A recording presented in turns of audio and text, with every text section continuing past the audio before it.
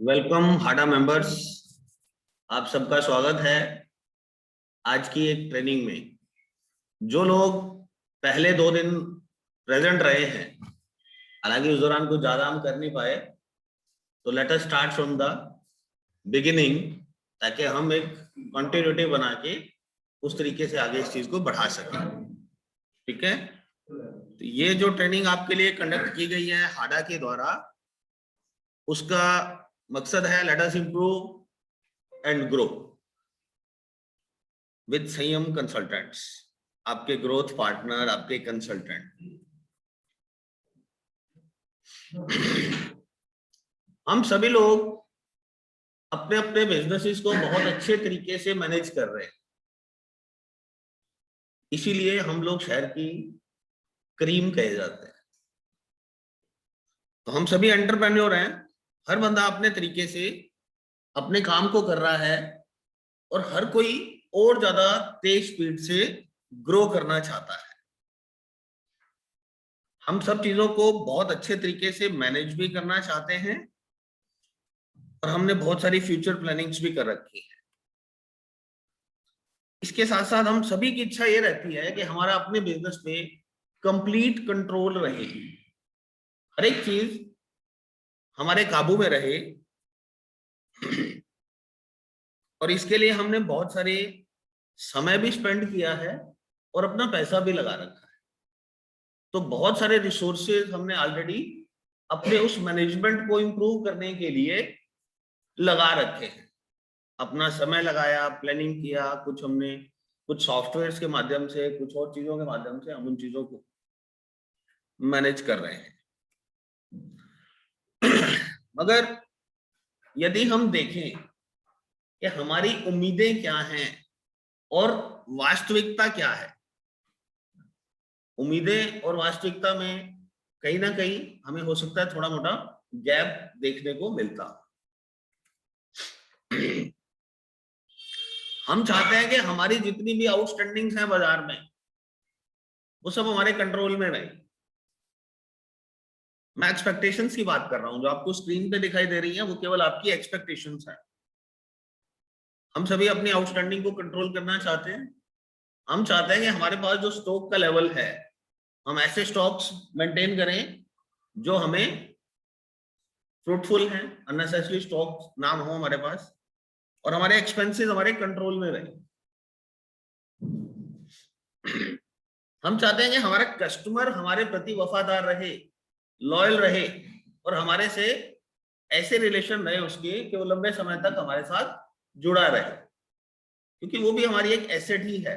एक कस्टमर को अपने साथ जोड़ने के लिए हम काफी कुछ स्पेंडिंग करते हैं, खर्च करते हैं, उसको अपने साथ जोड़ के लंबी एसोसिएशन चलेगी तो हमें एडिशनल एक्सपेंस नहीं करना पड़ेगा नए बंदों को जोड़ने के लिए। जो पुरानी पार्टी सेट हो जाती है वो बहुत बढ़िया रहता है। हम चाहते हैं कि हम एफिशिएंसी से काम करें, ज्यादा से ज्यादा आउटपुट्स निकलें और कम से कम संसाधन प्रयोग में लाए जाएं। इफेक्टिवली हम जो भी प्लान करें उस टाइम फ्रेम के अंदर हम उन सब चीजों को अचीव करें। तो ये तो मैंने एक्सपेक्टेशन पार्ट दिखाया है। रियलिटी हम सब जानते हैं, कहीं ना कहीं थोड़ा सा गैप, कहीं थोड़ा कहीं ज्यादा, ये वो पॉइंट्स हैं जो कहीं ना कहीं हमें टच करते हैं। और शायद इस ट्रेनिंग की वजह भी यही है, क्योंकि जिस तरीके से आप लोगों को यहाँ पे इनवाइट किया गया, वो एक हिंदी में आपको एक व्हाट्सएप मैसेज डाला गया, उसमें आपके वो एक्यूप्रेशर वाले वो पॉइंट्स दबाने की कोशिश की गई थी जहां शायद सबको पेन, किसी को 1 पॉइंट पसंद आया होगा, किसी को 2 पॉइंट पसंद आए होंगे, किसी को 10 पॉइंट पसंद आए। तो वो कहीं ना कहीं हमारा पेन एरिया रहा है, और शायद इसलिए हम सब अपनी नींद भी छोड़ के, किसी ने अपनी वॉक छोड़ी होगी, हम सब यहाँ बैठे हैं। तो आइए एक स्टेप उठाते हैं इंप्रूवमेंट की तरफ, कोशिश करते हैं चीजों को हम बेटर तरीके से मैनेज कर सकें और अपने जो एग्जिस्टिंग रिसोर्सेज हैं जो हमारे पास करंट संसाधन हैं उनका हम बेस्ट यूज करके अपनी उन एक्सपेक्टेशंस को कैसे मीट आउट करें। हमारी एग्जिस्टिंग प्रोसेसेस क्या चल रही हैं, किसी भी प्रॉब्लम का सॉल्यूशन तो पहले प्रॉब्लम को फाइंड आउट करने से ही होता है ना। जब तक हम ये रियलाइज ही नहीं करेंगे कि हमारी प्रॉब्लम एग्जिस्ट करती है, हम उसका क्या सोल्यूशन ढूंढेंगे।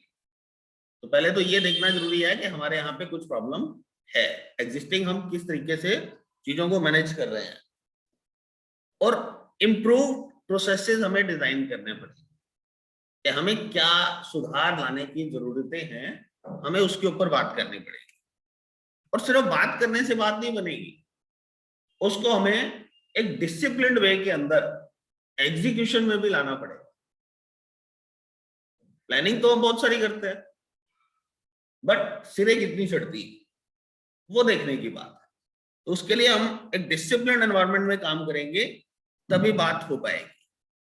हमें उस सॉल्यूशन का पार्ट बनना है कि किस तरीके से वो सॉल्यूशन इंप्लीमेंट किया जाए।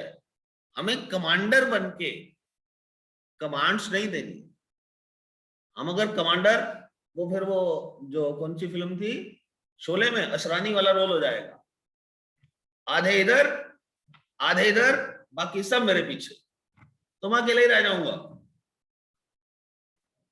वो कमांडर नहीं बनना है, वो काम करना है। किसी भी एक टीम के साथ लग जाओ तो ही जाके ये चीजें सॉल्यूशन की तरफ बढ़ेंगी। तो इसीलिए कल रात को मैंने एक मैसेज शर्मा जी के कंफर्मेशन के बाद डाला था कि यहाँ पे ये मत सोचिए कि मेरे अकाउंटेंट को भेजने से काम चल जाएगा।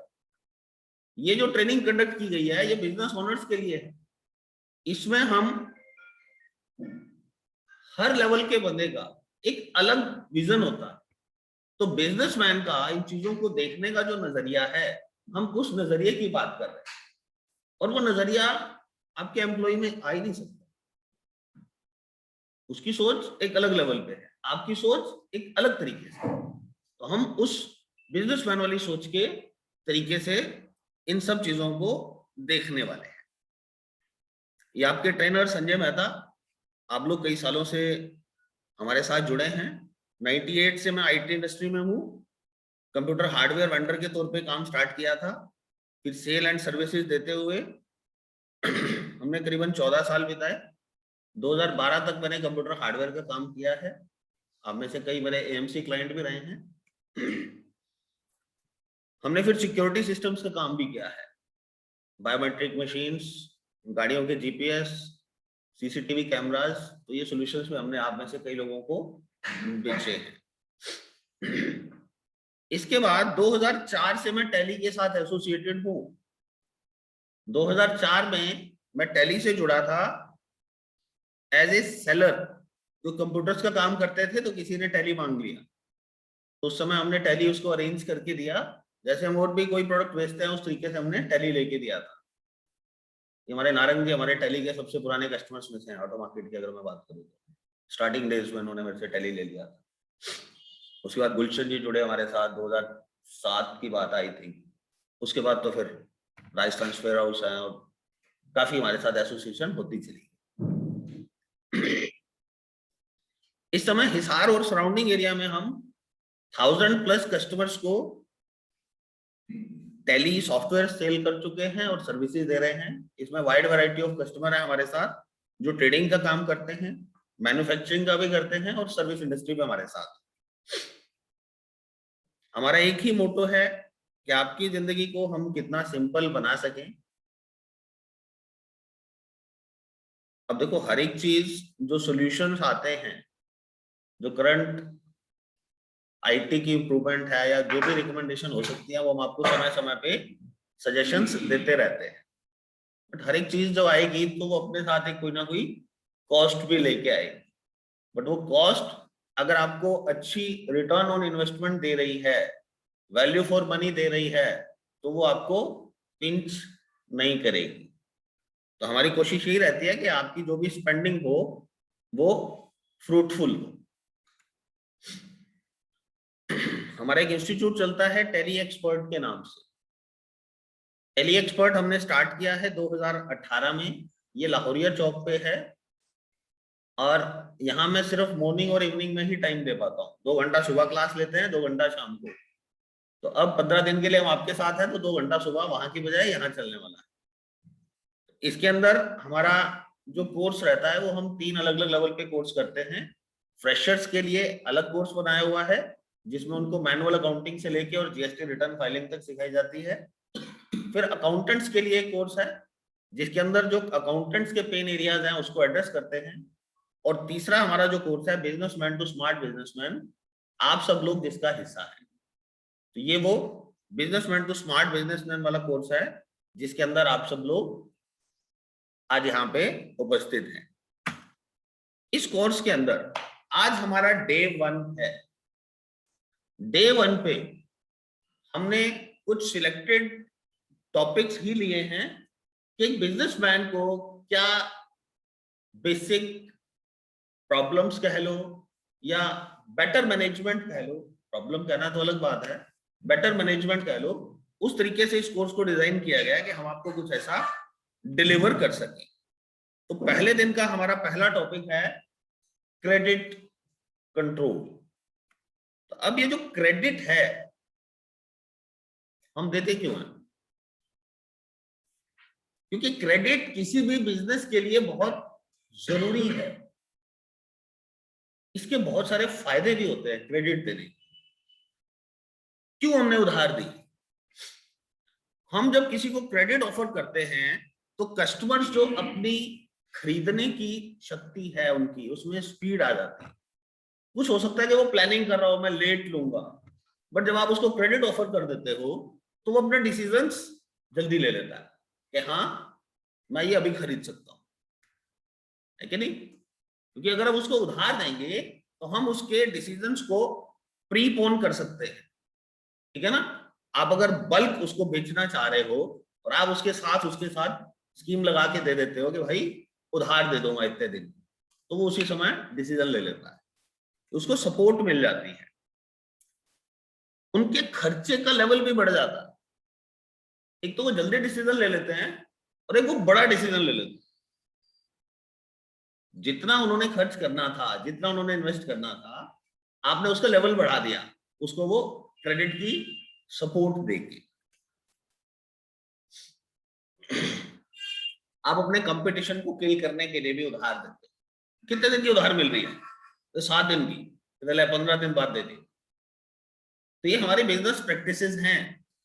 हम कहीं ना कहीं इसको एज ए एडवांटेज लेके चलते हैं और हम चाहते हैं कि हमारा कस्टमर हमारे साथ वफादार हो जाए, हम उसकी वफादारी को एक तरीके से प्रभावित करते हैं। टेबल के ऊपर ये नीचे रख दो। सबसे बड़ा मोटिव उधार का, हम चाहते हैं कि हमारे जो सेल्स हैं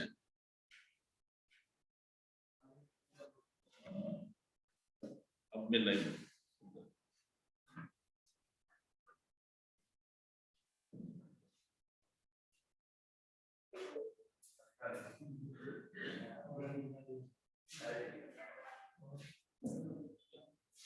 कभी प्लेट लाए हो?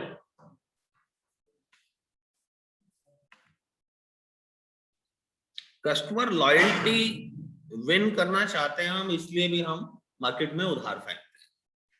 उसके साथ साथ सबसे बड़ी वजह जो रहती है कि हमारे जो टारगेट्स हमें मिलते हैं उन टारगेट्स को पूरा करने के लिए हमें मार्केट की सपोर्ट चाहिए, और मार्केट की सपोर्ट के लिए हमें उनको सपोर्ट करना पड़ेगा। मार्केट को सपोर्ट करेंगे तभी हमें इंक्रीज सेल्स मिलेंगे। तो ये एक तरीके से अगर हम इन सब पॉइंट्स को देखें तो क्रेडिट देना एक तरीके से हमारी मजबूरी भी हो जाती है, ठीक है ना? बट क्रेडिट्स किस टाइप की इंडस्ट्री में चलता है? जहां पे फास्ट मूविंग प्रोडक्ट्स हैं वहां उधार की गुंजाइश नहीं है। आप अगर किसी एजेंसीज टाइप का काम कर रहे हैं, गोली टॉफी वाले, बिस्किट वाले हैं, तो वहां उधारें कम होती है, आई थिंक सो, एफएमसीजी में। बट हमारे जो प्रोडक्ट्स हैं उसके अंदर मूवमेंट्स जिस टाइप से कम होंगी और हम चाहते हैं कि वहां पे स्टॉक को डंप किया जाए, तो वहां हमें क्रेडिट का सपोर्ट देना पड़ता है।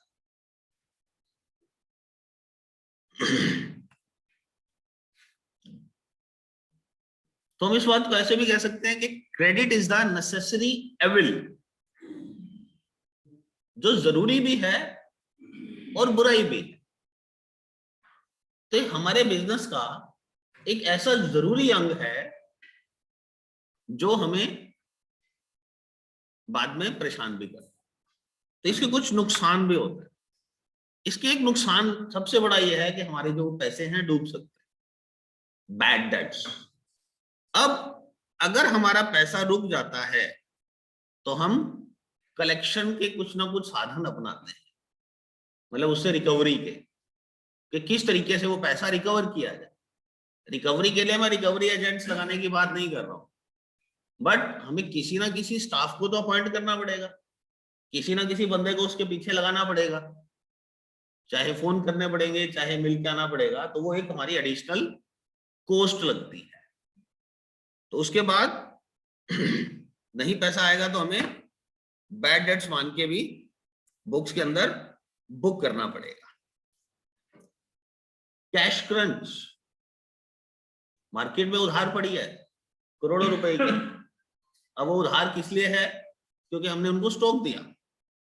अब अगर स्टॉक दिया गया है तो हमारा स्टॉक खत्म हो गया पीछे, अब हमें और स्टॉक खरीदने के लिए फिर पैसे की रिक्वायरमेंट है, और पैसा हमारा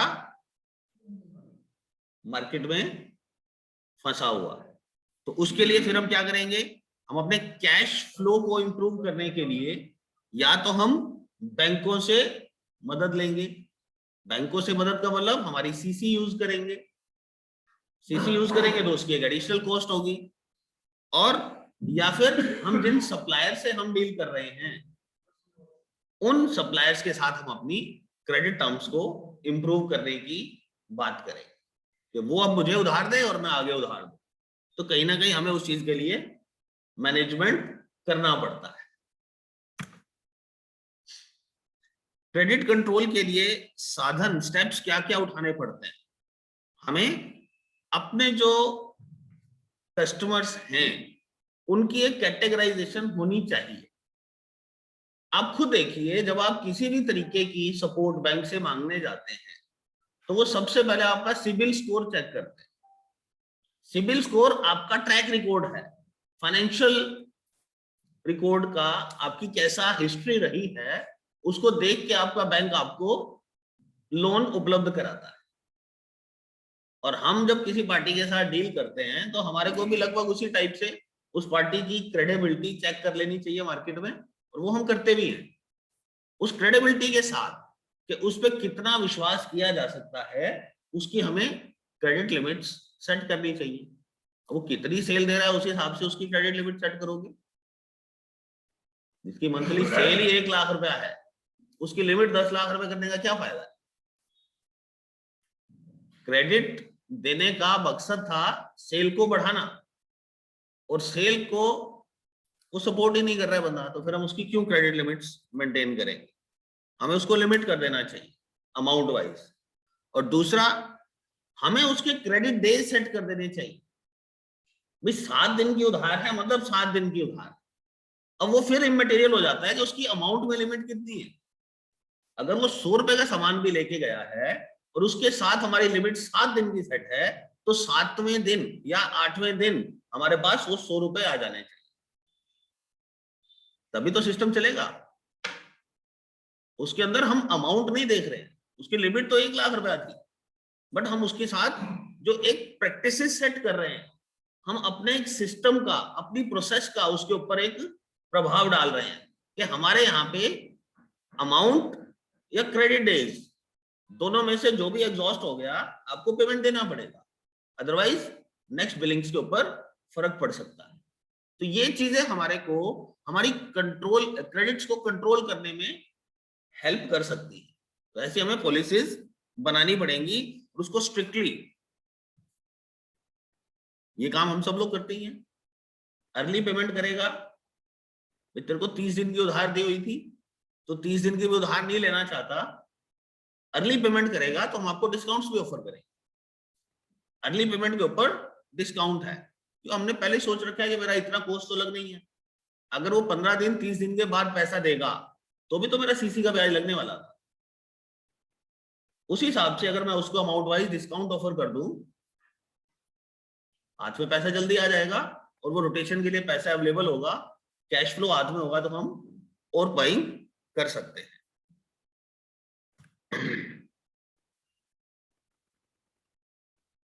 ये टर्म्स एंड कंडीशंस भी हमारे को एक, ये सिर्फ डर के लिए, आपके किसी का भी इनवॉइस ऐसा नहीं होगा जिसके ऊपर ये ना लिखा गया हो interest at the rate of 24% per annum will be charge if the bill is not paid on the due dates.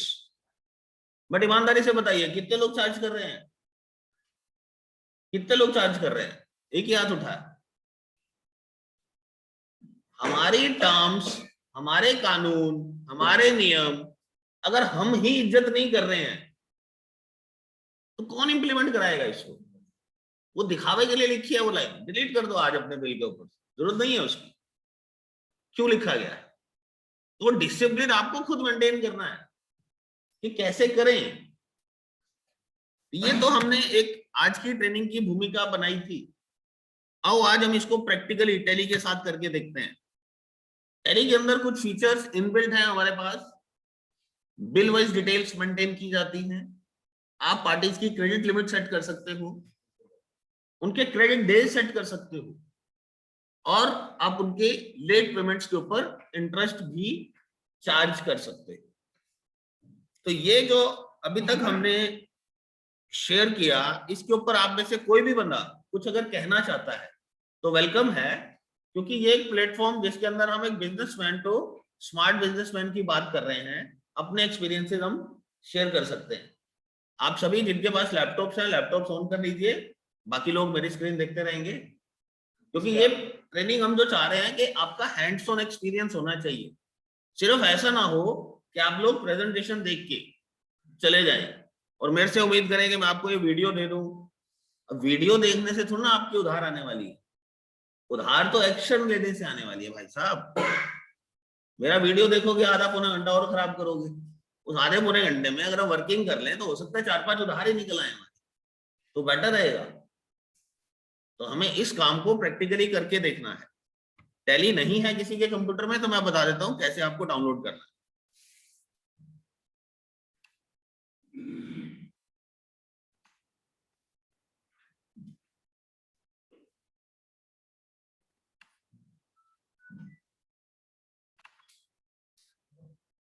Tally के इस समय आपके पास दो ऑप्शंस हैं। बहुत से लोग टैली के लेटेस्ट वर्जन टैली प्राइम पे शिफ्ट हो चुके होंगे और कुछ लोग अभी टैली ईआरपी पे ही चल रहे होंगे। तो मैं एक बार इसको टैली ईआरपी पे ही कंटिन्यू कर रहा हूं। टैली प्राइम और टैली ईआरपी में बहुत ज्यादा वर्किंग डिफरेंस नहीं है, बट उसके रिपोर्टिंग पार्ट के ऊपर आपको काफी ज्यादा फर्क देखने को मिलेगा। जो लोग प्राइम पे आ चुके हैं उनको गो टू बटन का इंपॉर्टेंस काफी समझ में आया होगा, नहीं आया तो हम अपने सेशन में उन चीजों पर भी बात करने वाले हैं। और जो लोग ई इनवॉइसिंग के दायरे में आ रहे हैं उनके लिए कंपलसरी है कि वो लोग टैली प्राइम पे आए। 4 से 50 करोड़ प्लस के लोगों के लिए इनवॉइसिंग कंपलसरी हो गई है। तो जो भी 50 करोड़ प्लस हैं वो टैली प्राइम, उनके लिए एक तरीके से आप ये कह सकते हो कि कंपलसरी हो गया है उस पर शिफ्ट करना। और अदरवाइज भी अगर आप ईआरपी पे चल रहे हो, ईआरपी पे आप लोगों को काम करते हुए अब 11-12 साल हो गए। 2009 में ईआरपी आया था, तो उस पर जो अपना हाथ सेट है, तो कई लोग कंप्लेन करते हैं कि प्राइम में आने के बाद अभी थोड़ी सी वो कंफर्ट लेवल नहीं बन रही है। तो वो लोग वो दिन याद कर लें जब स्कूटर से वो मोटरसाइकिल पे आए थे। वो थोड़े दिन जो गियर लगाने पड़े थे वो हाथ से लगाते रहे थे।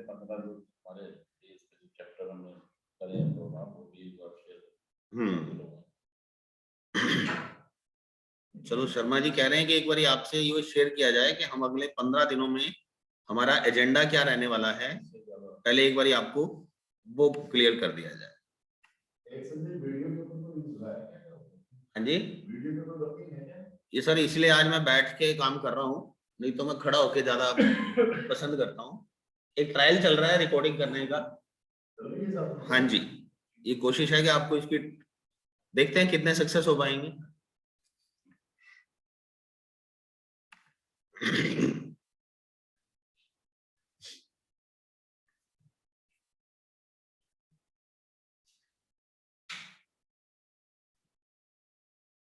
डे 1 जैसा हमने आपको बताया कि हम क्रेडिट कंट्रोल पे बात कर रहे हैं, तो कल डे 2 हमारा जो एजेंडा रहने वाला है वो रहेगा हमारा इन्वेंट्री कंट्रोल।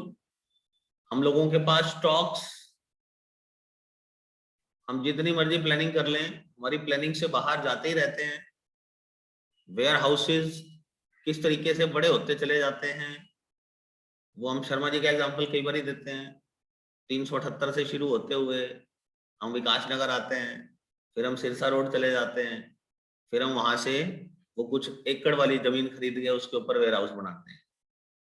तो वो कहीं ना कहीं हमारी जो इन्वेंट्री का साइज है वो समय के साथ बढ़ता चला जाता है। एक तरफ तो हमारे को हमारा क्रेडिट मारता है जो बाजार में फंस जाता है, और दूसरी तरफ हमारी इन्वेंट्री जिसके ऊपर हमारा कंट्रोल ही नहीं रह पाता। तो उसको हम कोशिश करेंगे कि आपको कंट्रोल के जो संसाधन आपके पास ऑलरेडी उपलब्ध हैं टैली में, उसके थ्रू हम कितना बेटर कर सकते हैं उसको। हम स्टॉक्स को डिफरेंट टाइप ऑफ कैटेगराइजेशंस में बांट सकते हैं। उसके लिए हम स्टॉक ग्रुप्स बना सकते हैं, स्टॉक कैटेगरीज बना सकते हैं, और मल्टीपल गोडाउन मैनेजमेंट कर सकते हैं। मल्टीपल गोडाउन शब्द से प्लीज ये ना सोचें कि वो शर्मा जी का तो बड़ा गोदाम है, उनके पास कमरे ज्यादा हैं, रूम 1 रूम 2 रूम 3 के हिसाब से मैनेज करना है, या जिनके पास मल्टीपल दुकानें हैं उस हिसाब से मैनेज करना है। अगर आपके पास 8-10 दराजे हैं, दराजों को भी आप मैनेज कर सकते हो कि आपने कौन सी दराज में क्या सामान रखा है। तो टैली आपको उस लेवल तक हेल्प करेगा। ओम डीजल के साथ हमने बहुत अच्छे लेवल पे इसको इम्प्लीमेंट करने की कोशिश की थी 2008-9 के अंदर भी। उनके पास इन्वेंट्री आइटम्स बहुत ज्यादा हैं, तो वो हमने मल्टीपल गोडाउन कॉन्सेप्ट यूज करते हुए उसको इम्प्लीमेंट किया था। डे 3 पे हम इसको कंटिन्यू करेंगे इन्वेंट्री मैनेजमेंट को, जिसमें हम बैच वाइज स्टॉक मेंटेनेंस सीखेंगे। बैच वाइज वहां जरूरी हो जाता है जहां आपके प्रोडक्ट की वारंटी होती है या एक्सपायरी डेट्स होती है। फूड प्रोडक्ट्स, मेडिकल प्रोडक्ट्स, उसके साथ साथ आपकी बैटरी इंडस्ट्री के अंदर वो एक्सपायर हो जाएगा वो प्रोडक्ट बड़ा बड़ा, तो कंपनी ने आपको एक वारंटी ऑफर किया है, इतने समय तक उसकी वारंटी। लुब्रिकेंट्स में भी आई थिंक कुछ ऐसा एक्सपायरी डेट का कॉन्सेप्ट होता होगा, नहीं होता। उसके साथ स्टॉक क्वेरी, किसी भी एक प्रोडक्ट के बारे में आप ज्यादा डिटेल में जानकारी जानना चाहते हैं आपके डाटा के बेस पे, तो सारी जानकारी एक ही सिंगल स्क्रीन पे आपको अवेलेबल हो जाती है।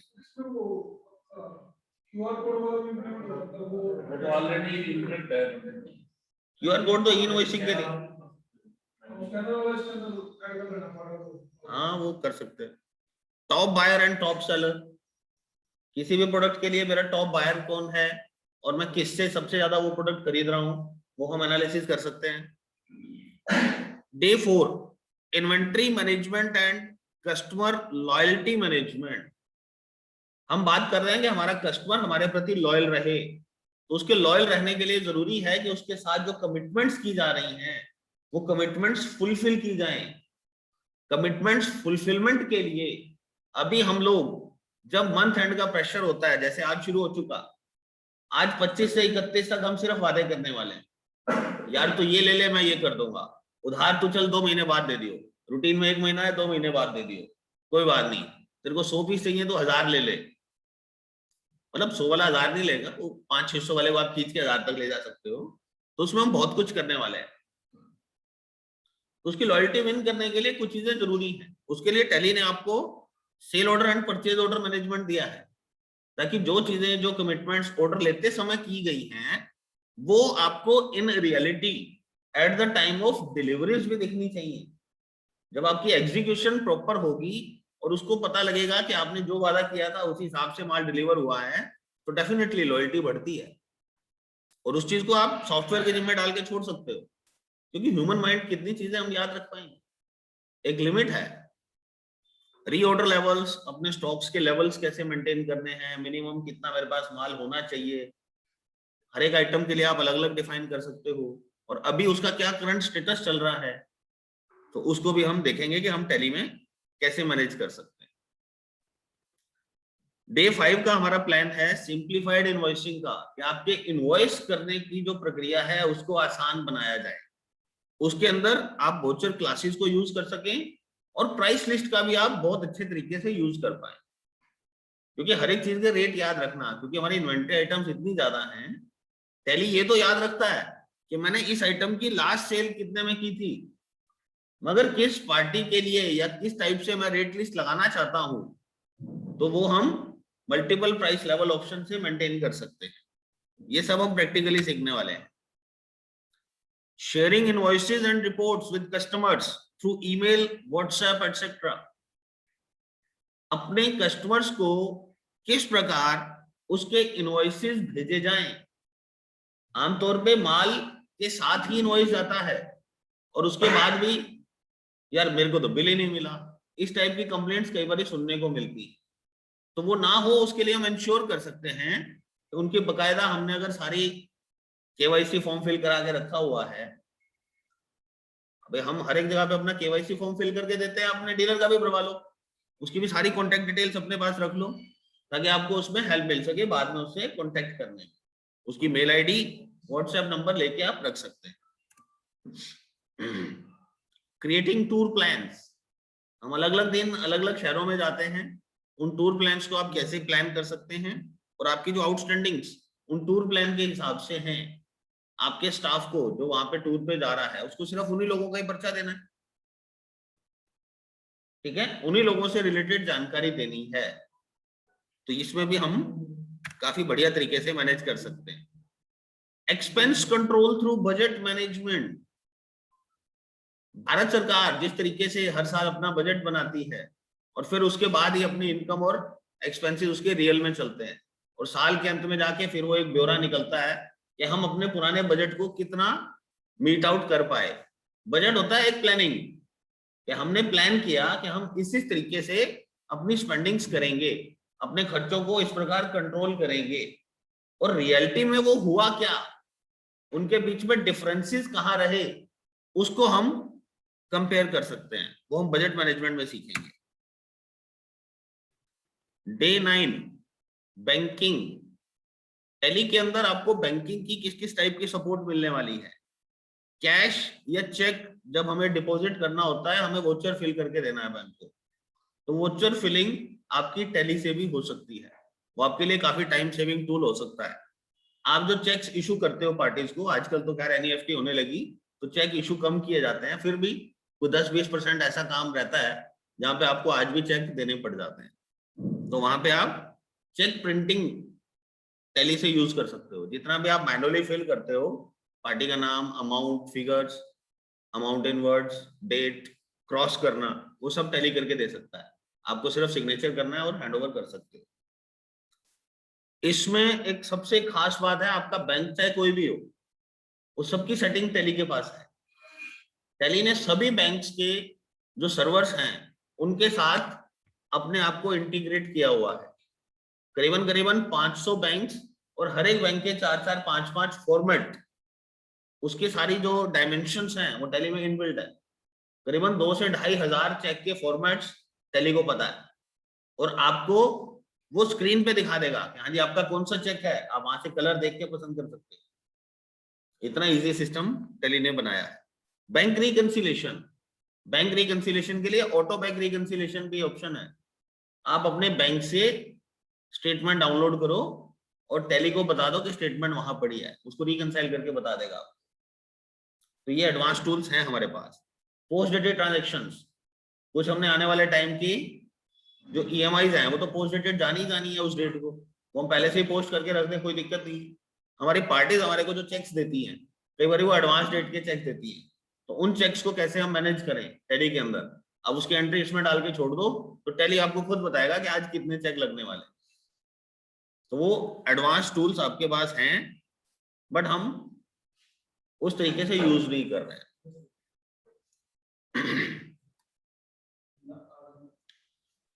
मेरा टैली का डेटा अगर मेरे साथ मेरी पॉकेट में हमेशा मेरे पास रहे, तो इससे बढ़िया चीज नहीं हो सकती। किसी भी पार्टी के साथ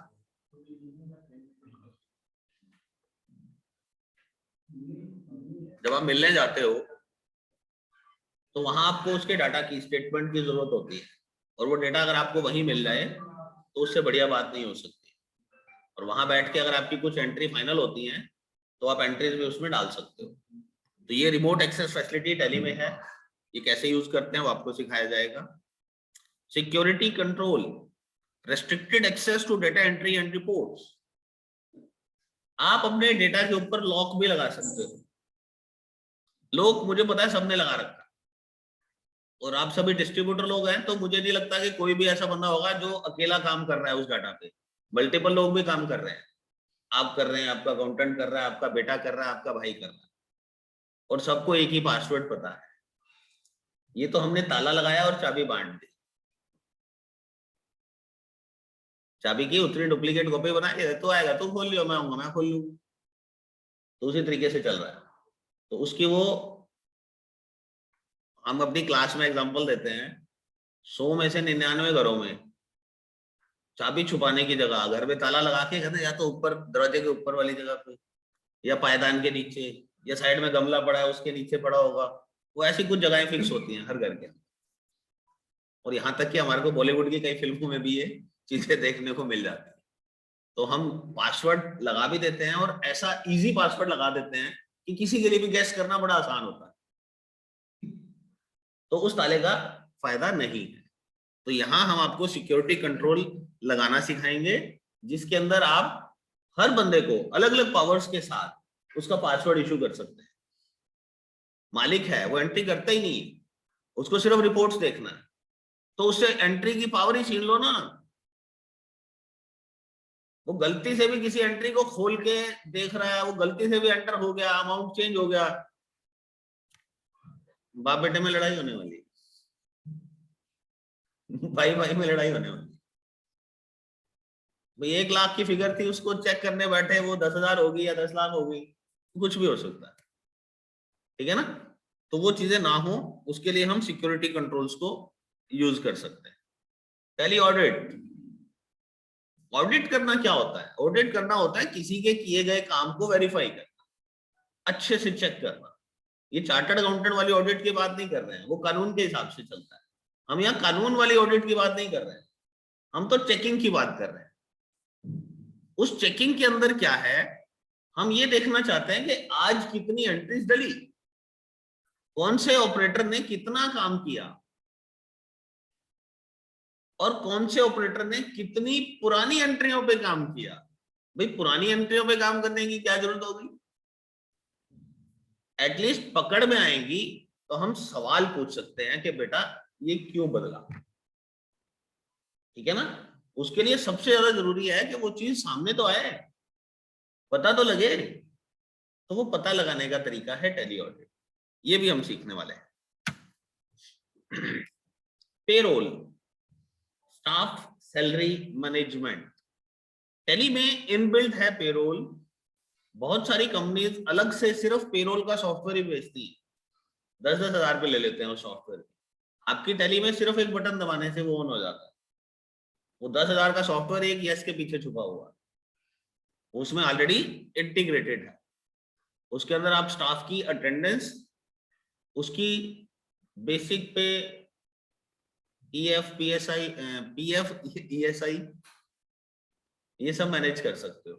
ठीक है। तो वो भी कैसे किया जाता है, कैसे स्टाफ का रिकॉर्ड मेंटेन किया जाता है, वो ट्रांजैक्शंस हम इसमें देखने वाले हैं। डेटा बैकअप सबसे इंपॉर्टेंट और सबसे इग्नोर्ड पार्ट है। कोई भी सीरियसली डाटा बैकअप नहीं लेता है,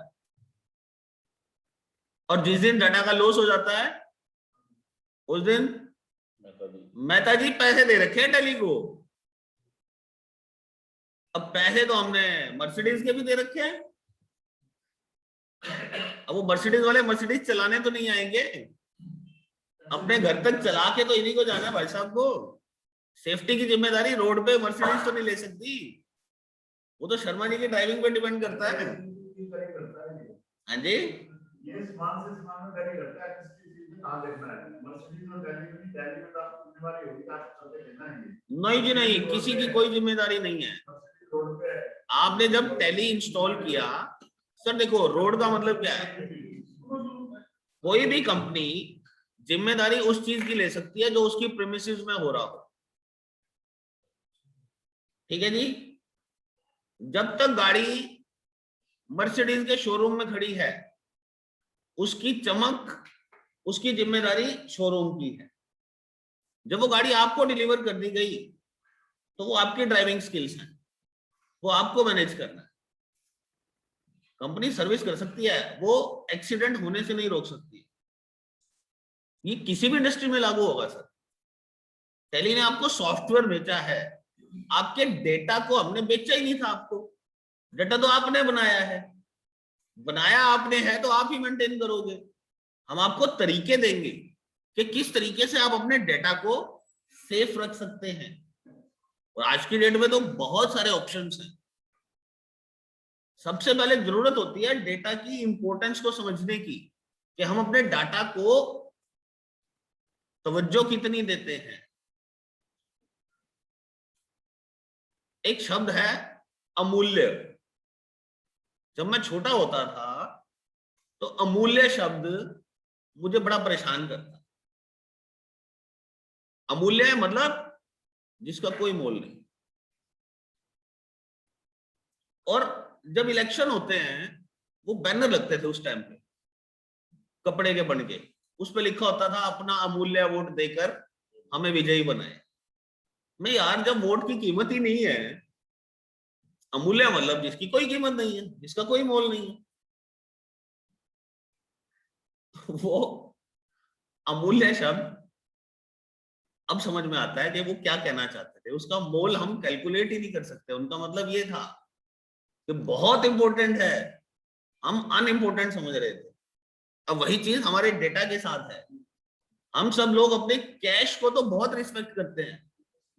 कोई भी बंदा अपने गल्ले के अंदर पैसे छोड़ के नहीं जाता है।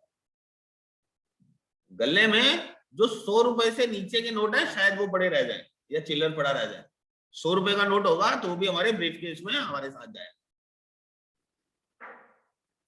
हम उस 100 रुपए की इंपॉर्टेंस को समझते हैं, बट हमारा डेटा,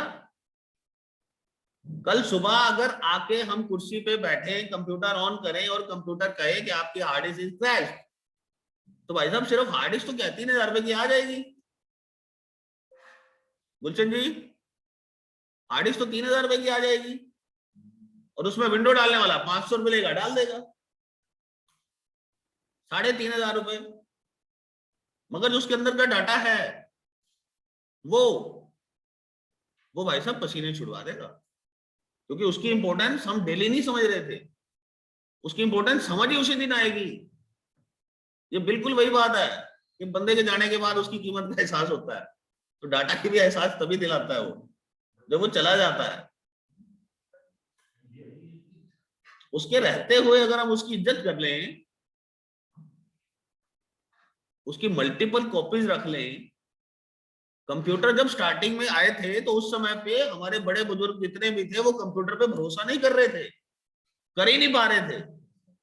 उनको पता था मेरी जो बही है मेरे हाथ की लिखी हुई है, वो मैं चाहे तिजोरी में रख के आया हूं, चाहे सिराने के नीचे लेके सो रहा हूं, सेफ है, सवेरे मिल जाएगी। कंप्यूटर का कोई भरोसा नहीं है भाई साहब, चाहे जितने मर्जी एडवांस कंप्यूटर आ गए हो। कंप्यूटर रात को बंद किया, अपने हाथ से बंद किया, सवेरे भाई साहब ऑन नहीं हो रहा, मैं कुछ नहीं कर सकता। कंप्यूटर वाला जिसने एमसी ले रखी है वो भी बस यही कह सकता है कि मैं आपका कंप्यूटर रीइंस्टॉल कर दूंगा, विंडो रीइंस्टॉलेशन करा लो।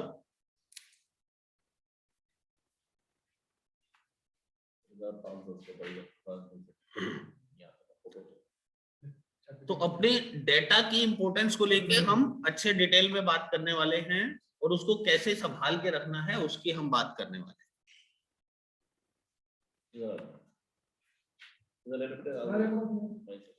Adding power to your tally, although tally is already powerful, but you can add more power to it with the help of customizations. Customization एक ऐसी चीज टैली ईआरपी के बाद ज्यादा पॉपुलर हुई है कि आप अपनी मर्जी से जो चाहे वो टैली में करा सकते हैं।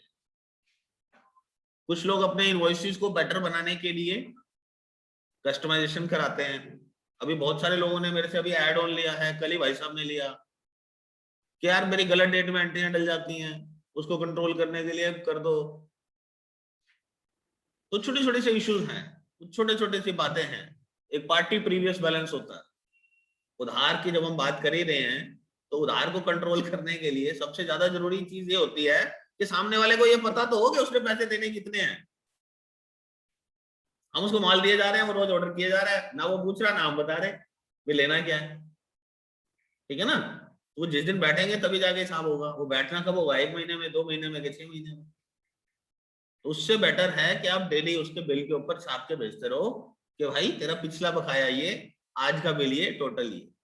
तो ये छोटे छोटे एड ऑन्स हैं जो आपको हेल्प करते हैं। और कुछ थर्ड पार्टी टूल्स हैं, जैसे हमने अभी भाई साहब को दिया एक बिज एनालिस्ट करके ऐप है। मोबाइल के ऊपर आपका डेटा आपके पास आ जाता है। आप आपके जो फील्ड स्टाफ है उसको ट्रैक कर सकते हो, वो कहाँ पर है, किस कस्टमर पे गया, कितनी देर लगाई। अगर उसको ऑर्डर मिला तो वो ऑर्डर वहीं से एंट्री डाल सकता है, वो ऑर्डर ऑटोमेटिकली आपकी टैली में पहुंच जाएगा। तो ऐसे कई सारे टूल्स अवेलेबल हैं बाजार। जिन लोगों के ईवे बिल ज्यादा बनते हैं उनके लिए टूल अवेलेबल है ऑटोमेटिक ईवे बिल का। जैसे बिल बना, बिल सेव होते ही ईवे बिल साथ में प्रिंट होके निकलेगा। तो कॉस्ट है हर एक चीज की, तो वो फैसिलिटीज हैं। हम इसके ऊपर सबसे एंड में लास्ट डे पे बात करने वाले हैं, क्योंकि हमने आपसे पहले वादा किया है कि आपकी जो पुरानी इन्वेस्टमेंट है हम उसको वर्दी करके दिखाएंगे कि आप अभी तक अपने लगाए हुए पैसे को इफेक्टिव तरीके से यूज नहीं कर रहे। सबसे पहले हमारा मकसद है आपके उस लगाए हुए पैसे को फ्रूटफुल करना। Thank you. तो ये हमारी कंप्लीट प्रेजेंटेशन है। हम 15 दिनों में आपके साथ क्या क्या काम करने वाले हैं। तो अब हम टेली प्रोडक्ट पे आते हैं वापस।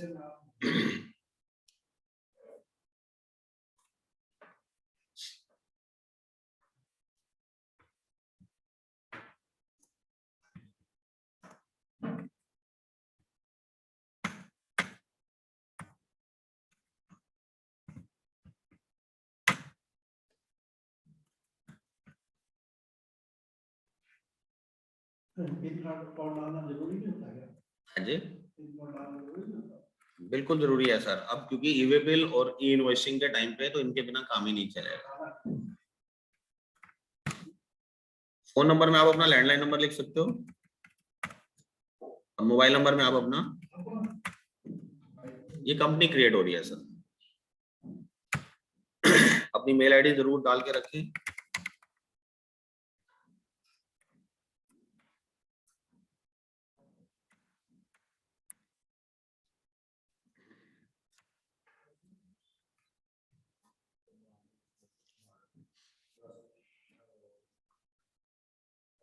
टैली में सेटिंग्स जो हैं वो बेसिकली 2 जगह पे सेट की जाती है, एक तो F11 में और एक F12 में। F11 वाले जो सेटिंग्स हैं उनको कंपनी फीचर्स कहा जाता है।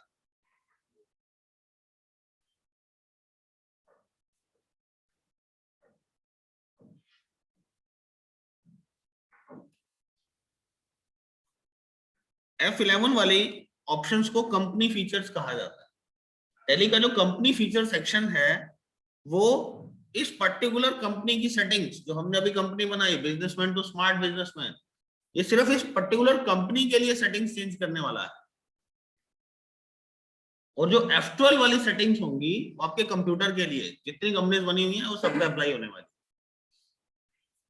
तो थोड़ा सा डिफरेंस आपको समझना पड़ेगा। F11 के अंदर अकाउंटिंग फीचर्स में हमारे पास एक ये ऑप्शन रहता है, मेंटेन बिल वाइज डिटेल्स।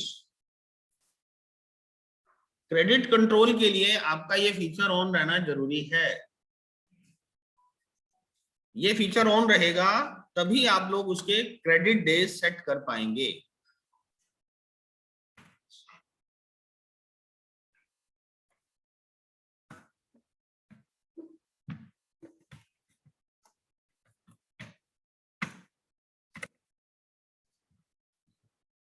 जब भी आप अपने किसी पार्टी का लेजर खोलें तो यहां पर ये ऑप्शन आपको दिखाई दे रही है उसके पीछे वजह यह है कि वो F11 में आपने ये फीचर ऑन किया हुआ था। एक बार मैं नो करके दिखा देता हूं। अगर आप इसको नो करेंगे तो इस तरीके से आएगा आपका लेजर, ठीक है। और अगर आप इस फीचर को ऑन कर देते हैं तो आपको यहाँ पे ये कुछ एडिशनल ऑप्शन आ जाते हैं। ये एडिशनल ऑप्शंस उस एक यस की देन है। वहां यस कीजिए और maintain balances bill bye bill yes कर दीजिए, ठीक है। अभी हम इस पे और कुछ भी नहीं कर रहे हैं, सिंपली हमने इस पार्टी का लेजर क्रिएट किया, जीएसटी भी ऑन कर देता हूं साथ, इंटरेस्ट ऑटोमेटिक चार्ज वो भी आप कर दें, वो बहुत जरूरी है।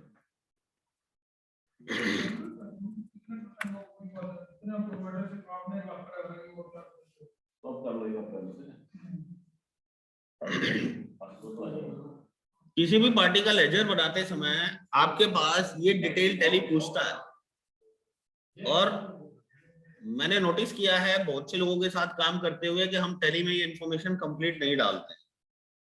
अगर ये आप इंफॉर्मेशन टैली में डाल दोगे तो आपकी बहुत सारी हेडेक कम होने वाली। किस कस्टमर के पास आपकी किस बंदे से बात होती है, ये जानकारी अगर आप टैली में डाल दोगे, स्टार्टिंग में हो सकता है आपको लगे कि मुझे नहीं डालना चाहिए, बट बाद में जब आपका बिजनेस का वॉल्यूम बड़ा हो जाता है तो उतने सारे लोगों का डेटा मेंटेन करना मुश्किल हो जाता है। उस समय आपको ये ऑप्शन हेल्प करेगी। यहाँ पे आप उसका नंबर डाल के छोड़ दीजिए।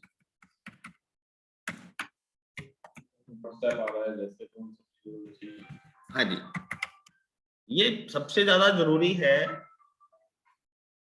आप लोगों ने कहीं ना कहीं अपनी बिल्डिंग्स कोई छोटी कोई बड़ी कंस्ट्रक्ट की है, सबसे ज्यादा जो आप मेहनत करते हैं पहले उसकी प्लानिंग पे और फिर उसकी जो फाउंडेशन ले की जाती है, नींव डाली जाती है, उस नींव पे हम सबका बहुत अच्छे से फोकस रहता है।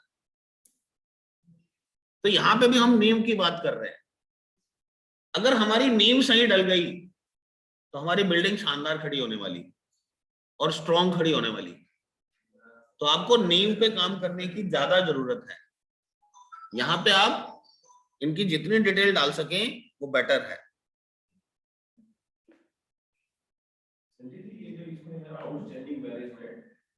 हाँ जी, इसको यस कर, और इसके अलावा एक और चीज बताइए आप लोगों को, क्या है नहीं उसको सिर्फ यस कीजिए यस है ऑलरेडी मेरे पास, और आप अपना लेजर क्रिएट करना स्टार्ट कीजिए पार्टी का। हम लोग एक फिक्टिशियस बना देगा। हाँ जी, हाँ जी, बल्कि इसमें जो आप एक्सेल मेंटेन करते हैं ना, टेलीफोन डायरी, इसमें इतना डाटा होना चाहिए कि यही हम इंपोर्ट करें और इसी से हम टेलीफोन करें सारा मोबाइल। इसका मैं आपको फायदा दिखाने वाला हूँ। क्रेडिट कंट्रोल का वो भी एक स्टेप होता है। अगर आपने डेटा कंप्लीट डाल रखा है, क्रेडिट कंट्रोल के अंदर आपको किसी पार्टी से पता है कि इससे 50,000 लेने हैं, 6 महीने से पैसे नहीं आ रहे, अब उसके पीछे बंदा लगाना पड़ेगा। आपने अपने स्टाफ की ड्यूटी लगा दी कि बेटा इस बंदे को फोन कर दे। अब फोन के लिए हम आमतौर पे क्या करते हैं, उसको बुला के कागज पे उसके नंबर लिख के देते हैं कि इस बंदे को ऐसे ऐसे फोन कर दे। भाई साहब उसकी जरूरत ही नहीं है। आपने अगर टेली में डेटा डाल रखा है तो उस पार्टी का लेजर खोल के उसको सिर्फ एक बटन दबाना है, ओल्ड सी, वहीं के वहीं उसको उसकी कंप्लीट डिटेल दिख जाएंगी, मेल आईडी दिख जाएगी, फोन नंबर दिख जाएगा, बंदा किस बंदे से बात करनी है ये दिख जाएगा। महामान मोटर्स तो ठीक है, महामान मोटर पे बात करनी है, अरे कॉन्टेक्ट पर्सन कौन है ये तो बताओ। अशोक शर्मा जी जब तक फोन पे नहीं आएंगे तब तक कोई हल नहीं निकलने वाला है, हम कितने मर्जी फॉलोअप लेते रहे। अगर मेरे पास महामान मोटर के 20 नंबर शेयर्ड है, उन 20 नंबर में से डिसीजन टेकर कौन है उसका नंबर यहां डाल के रखो ना। आपको हर कंपनी की वो केवाईसी पूरी करनी पड़ेगी। अपना एक फॉर्म खुद डिजाइन करो। आपसे कंपनियां जब डील करती हैं, कोई भी आप डीलरशिप लेने जाते हो, कोई भी फॉर्म साइन किए बिना क्या आप डीलर बनते हो क्या? ले भाई 10 लाख रुपए माल भेज दे। भाई अगर आपको प्रॉपर तरीके से रजिस्ट्रेशन करा के डिस्ट्रीब्यूटर बनना है, डिस्ट्रीब्यूशन वाले आपको मार्जिन चाहिए, तो आपको उनका केवाईसी पूरा करना पड़ता है। उस केवाईसी में सारी डिटेल ले लेते हैं। यहाँ तक कि कंपनियां तो हमारे से हमारी पार्टनरशिप डीड तक की कॉपियां मंगा लेती हैं। वो कितने बंदे हैं, वो आगे की प्लानिंग कर रहा है भाई साहब, रिकवरी की। आपसे सिक्योरिटी चेक्स ले लेता है। भाई साहब आप 10 कंपनियों को इतनी सारी फॉर्मेलिटी करके दे चुके हो, वो कंपनियों से आपने सीखा क्या? वो आगे क्यों नहीं लगा रहे आप वही की वही पॉलिसी? ये भी है, फिर हमारे सबके सेल्स एग्जीक्यूटिव में जो जाते हैं वो डाटा हमें देते ही नहीं, टेलीफोन नंबर वगैरह होने ही चाहिए, वो भी सिर्फ 100 है। ईयर 2000 के अंदर जब हिसार के अंदर मोबाइल सर्विसेज स्टार्ट हुई थी और BSNL was the first company to introduce free incoming plan, सबको याद होगा, सन 2000 में। उससे पहले हिसार में एस्कोटल काम करता था सिर्फ। जब बीएसएनएल लॉन्च किया गया, उसकी फ्री इनकमिंग थी, उस समय पे उसके डिस्ट्रीब्यूटर के लिए ऑफर्स आए थे, हमने अप्लाई किया था, 2-3 लोगों ने मिलकर हमने डिस्ट्रीब्यूशन ले ली थी प्रीपेड की। और उस समय पे हमारे से जो मेरा पार्टनर था, वेरी स्मार्ट बंदा था, गवर्नमेंट ने हमारे से 5 लाख रुपए की बैंक गारंटी मांगी थी। तो 5 लाख रुपए की बैंक गारंटी दे दो, एफडी करा के बैंक गारंटी करके हमारे को नॉमिनी बना के दे दो, भाई कल को हम इनकैश करना चाहे ले लें, और इतने रुपए का आपको स्टॉक लेना है। तो अब वो उस समय पे एक तरीके से अफीम था। तो मेरे पार्टनर की बड़ी मतलब मेंटेलिटी जो थी, कहते अरे 5 लाख रुपए लग तो गए अपने, अभी अपने को आगे से इकट्ठे करने। हमने अखबार में ऐड निकलवाई थी नब्सोर में उस टाइम पे, कि अभी हम डिस्ट्रीब्यूटर अपॉइंट हो गए हैं, जो जो डीलर बनना चाहते हैं सत्य भवन धर्मशाला में मीटिंग होगी, सारे वहां पे आ जाओ। क्या सौगात वाले भाई साहब, और क्या कोई छोटा बड़ा कोई भी, सारे बंदे इकट्ठे कर लिए। अब वो माइक पकड़ने वाला मैं था, वहां पे हमने अपना प्लान शेयर किया कि भाई साहब ये डीलरशिप है, हम एरिया वाइज डीलर बनाए। हिसार में हमारे को डीलर ही 10 बनाने हैं, भीड़ चाहे 50 लोगों की थी। अब हमने 10 डीलर करके उसका रीजन स्पेसिफाई कर दिया, भाई इस मोहल्ले में हम और नया बंदा नहीं बनाएंगे, बशर्ते तो काम करता रहे। और हमने सबसे 10-10 हजार रुपए सिक्योरिटी ले ली डीलरशिप देने की। और फिर हमने सिटी वाइज भी बाहर अपॉइंट किया, अभी शहर में तो इससे ज्यादा नहीं बनेंगे। अब 7 रोड शहर में थोड़ा ना आता है, कैंट शहर में थोड़ा ना आता है, वहां भी कर दिए, हांसी कर दिए, बरवाला, उकलाना, आदमपुर तक हमने डीलर अपॉइंट किए। तो भाई साहब कुल मिला के हमारी जो सिक्योरिटी बनी थी, वहां तो बैंक गारंटी दी थी, हमने कैश ले ली लोगों। तो वो जैसे आप टर्म्स सेट करोगे वैसा हो जाएगा, वो डिपेंड भी करता है कि आपका प्रोडक्ट कैसा है।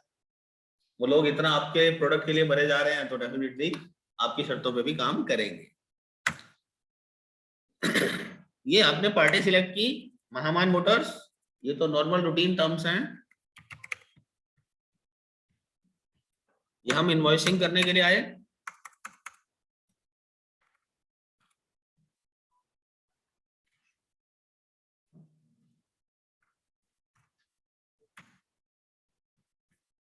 आइटम 1 पीसेस, जीएसटी एप्लीकेबल किया, HSN कोड लगाया, बताया कितने % के आइटम है, ये हमारी आइटम क्रिएट हो गई। ठीक है, यहाँ मैंने बोला मैं 500 पीस इनको सेल कर रहा हूँ, 100 रुपए का एक पीस है, 50,000 रुपए की सेल हो गई, इसके ऊपर मैं टैक्स लगा रहा हूँ।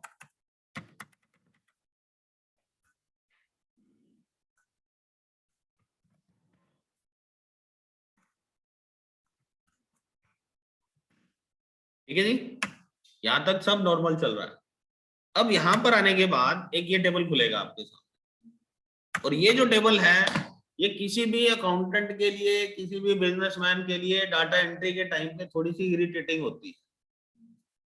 ऑन अकाउंट हट ही जाए। हाँ जी, ऑन अकाउंट फीचर हटाई, ऑन अकाउंट फीचर ऑप्शन नहीं होना चाहिए। आपकी सुनवाई कर ली गई है और इसका एड ऑन दे दिया गया है, जिसको नहीं चाहिए वो पैसे देके बंद करवा सकते।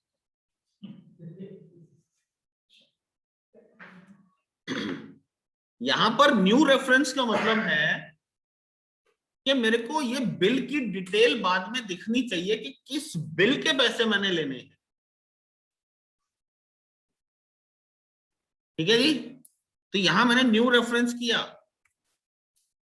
ड्यू डेट और क्रेडिट डेज, आप उसको कितने दिन की उधार देना चाहते हैं, ये मुझे बिल के समय पूछ रहा है। अगर उसको उधार नहीं देनी है तो एंटर कर दीजिए कि भाई आज ही चाहिए पैसा। ये आपने ये बिल सेव कर दिया। यहाँ पे क्रेडिट यहाँ पे भी बन जाएगा।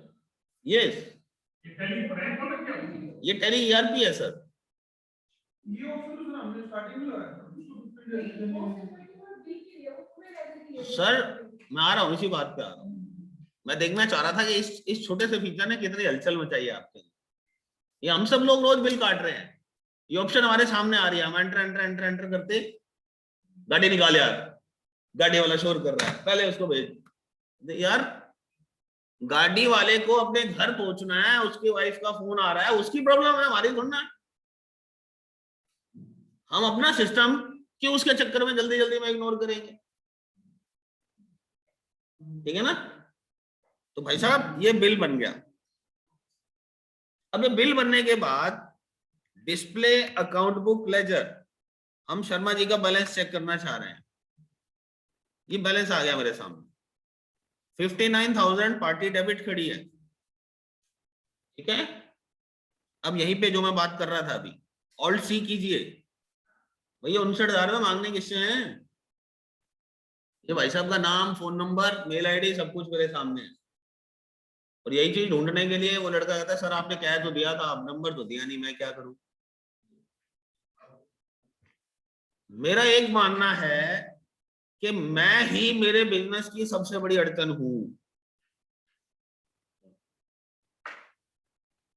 मेरे बिजनेस की सबसे बड़ी अड़चन ही मैं हूं कि मैंने अपनी इंपॉर्टेंस इतनी ज्यादा बना रखी है, मैं तो उस पर कुंडली मार के बैठा हूं, मेरी मर्जी के बिना कुछ नहीं हिलेगा। भाई साहब यही सबसे बड़ी प्रॉब्लम। इन चीजों को सिंप्लीफाई कर दो, वहां पे आप इसको डाल देते तो आज वो आपकी वेट में बैठा नहीं होता फोन करने के लिए। ये इंफॉर्मेशन आप सॉफ्टवेयर को दो तो आपको बेनिफिट मिलेगा। ठीक है, ये एक बिल हुआ। अंदर वाली फीचर कहाँ से लाए थे आप? कौन सी वाली? अंदर क्रेडिट बिल बनाने में। अभी हम एक बिल और बनाने वाले हैं सर, उसमें देखेंगे। पहला बिल 1 अप्रैल का था, अब ये 2 अप्रैल को बिल कट रहा है। पार्टी में सेम ही रखूंगा, महामान मोटर पे बिल काट रहा हूं, सेल में भी आइटम बदल जाए, आइटम 2 पीसेस,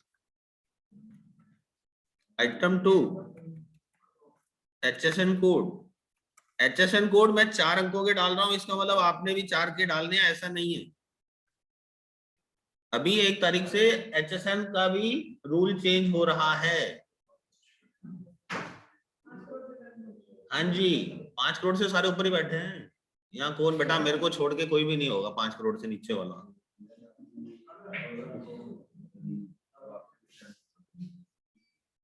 और मेरे को 1 करोड़ों में पहुंचने नहीं देंगे, जो पैसे मेरे को देने होते हैं वो मेज कुर्सी में लगा देते हैं।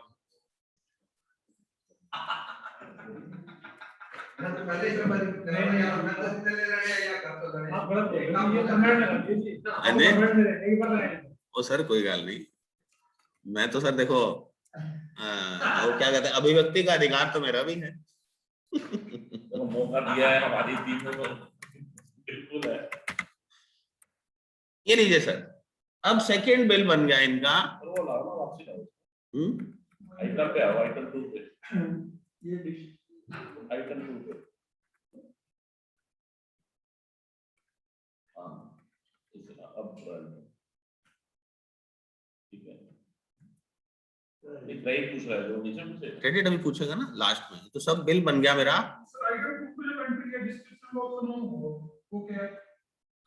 डिस्क्रिप्शन में आप अगर उस पार्ट के बारे में कुछ ब्रीफ जानकारी लिखना चाहते हो,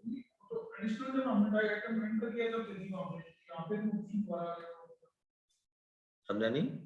कोई भी आइटम क्रिएट करनी, आइटम का नाम डाला था, वो आइटम का नाम है। भाई साहब मंडन जी का एक्सपीरियंस मतलब मैं वो लेना चाहता हूँ बीच में। ये बैरिंग बेचते हैं, वो बैरिंग तो बैरिंग के नंबर से बिकता है, बट मुझे बिल पे लिख के देना है कि ये होंडा की गाड़ी में लगेगा, तो उस पर टाइप कर दूंगा होंडा का। कस्टमर की तसल्ली करानी है ना भाई साहब, 10 डॉट 12 डॉट 21 डॉट 25 वेरिंग नंबर लिख के मैंने दे दिया। इसी डिफॉल्ट है बिल को खोल के यहाँ पे F12 कीजिए। F12 में आपको यहाँ ऑप्शन मिलती है provide additional description for stock item name. इसको यस कर लेंगे तो यहाँ यूज कर सकते हैं। आपकी इंडस्ट्री के लिए मैंने आपको बताया ज्यादातर आपके आइटमों के नाम सेल्फ एक्सप्लेनेटरी नहीं होते, तो उसकी एक्सप्लेनेशन देने के लिए आप डिस्क्रिप्शन यूज कर सकते हो। हाँ जी।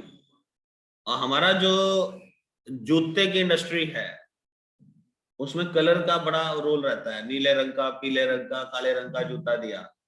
अब साइज के हिसाब से स्टॉक मेंटेन होता है, ठीक है ना, तो वहां पे आप कलर डाल सकते हो। एक चीज होती है जैसे डिस्क्रिप्शन हमने किसी भी आइटम में हर बार अलग डाल दी, नेक्स्ट टाइम कोई भी इनवॉइस जब जनरेट करते हैं वो तब कुछ नहीं है। ये डिस्क्रिप्शन ब्लैंक है सर। ब्लैंक तो है, वो पर्टिकुलर इनवॉइस के लिए सेट है। हाँ जी, एक आइटम होंडा में मिलेगी और पद में मिलेगी। जो अगर आप किसी आइटम के लिए वो पर्टिकुलर इनवॉइस के लिए, अगर आप अपनी आइटम की डिस्क्रिप्शन फिक्स करना चाहते हो, वो भी ऑप्शन है मेरे पास। आपने जहां पे आइटम बनाई थी, आइटम क्रिएशन स्क्रीन के ऊपर F12 कर दीजिए। यहां पे जो डिस्क्रिप्शन की ऑप्शन आएगी ये ऑन कर लीजिए, और यहां जो लिख दोगे वो परमानेंट हो जाएगा, क्योंकि ये मास्टर के ऊपर डाल दिया गया है, तो ये ऑटोमेटिकली उठ के हर बिल में अपने आप आ जाएगा। अगर आपको फिक्स नहीं करना है, हर बिल में अलग अलग डालना है, तो आपको वहां करना पड़ेगा।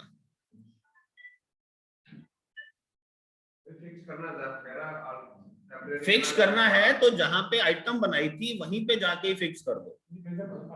ये अब हम डाइवर्ट हो रहे हैं, हमारा टॉपिक क्रेडिट कंट्रोल है, हम इनवॉइसिंग के ऊपर डिस्कस करने लगे। आपको पहले हमने शेड्यूल शेयर कर दिया है, तो हम उस दिन क्या करेंगे?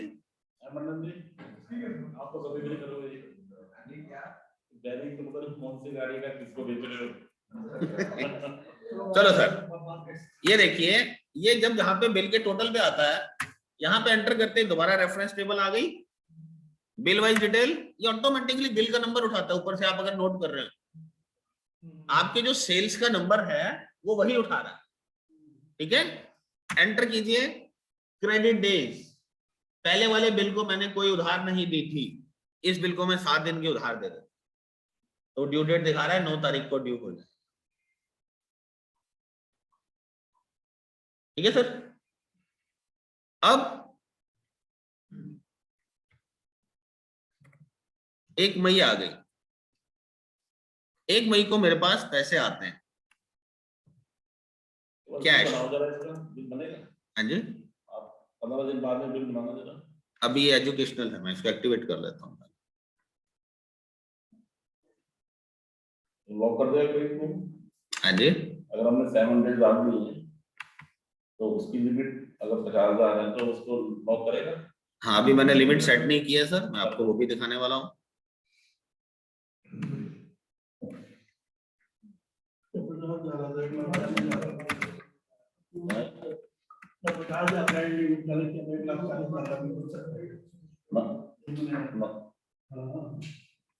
नहीं अभी करा नहीं ना सेट, जैसे सिंगल बिल के ऊपर क्रेडिट लगाया है ना।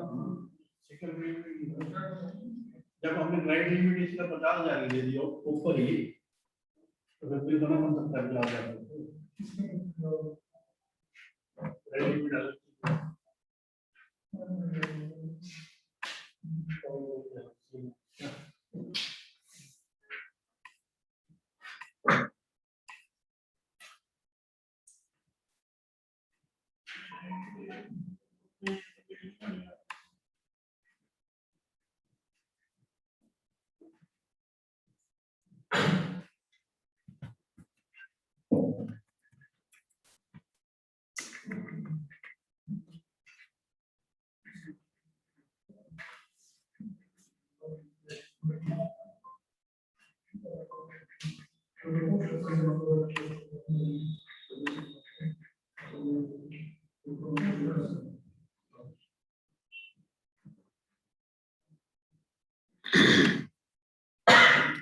तो ये जो आपने इनकी अभी 2 बिल देखे, अब मान लीजिए हम 1 मई को खड़े हैं, डिस्प्ले अकाउंट बुक लेजर, हम लेजर चेक करते हैं सभी पार्टीज का इसी तरीके से।